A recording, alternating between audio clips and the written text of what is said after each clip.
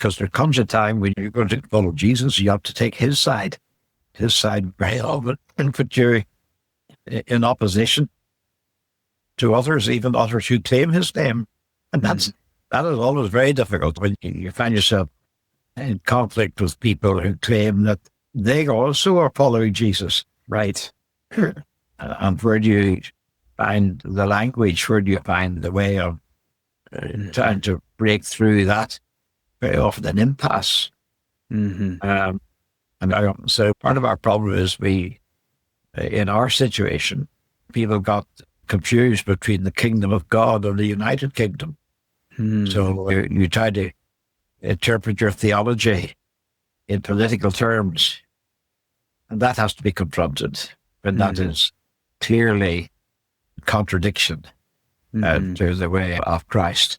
So in the midst of that, I think I would find myself in my preaching having to challenge some of what I knew to be a distortion of faith. A distortion within your own congregation. It would have been listening to other people and other strong voices. And I found apologetically that I had to challenge that kind of distortion, or not enough, in a way where I could open conversations with people.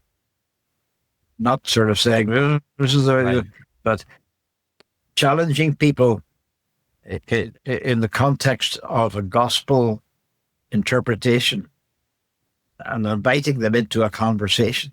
And a lot of what I would have done, some of it would be from the pulpit, but a lot of it would be on the streets. And people would confront you on the street. Yeah. And I found myself always like a street preacher.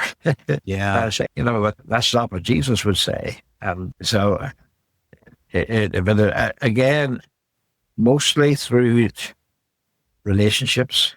As I say, a lot of it was at firesides, kitchen tables, sometimes on the street when you'd meet people on the corner, and constantly trying to reaffirm that my role was not to take a political position.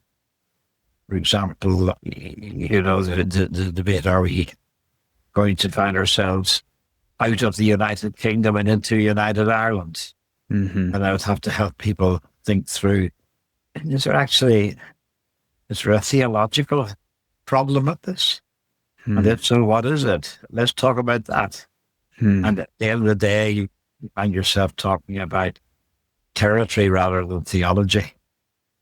Culture more than creed. And having to help people to see the distinction between culture and creed and territory and theology. Oh, that's so good. That is so good, Harold. I see that. I see that in spades here. Conversations that should be theological are territorial. And I think this moment in time is demonstrating for us how easy it is to be seduced into a kingdom of this world orientation rather than a kingdom of God orientation. It's so easy for these things to be confused.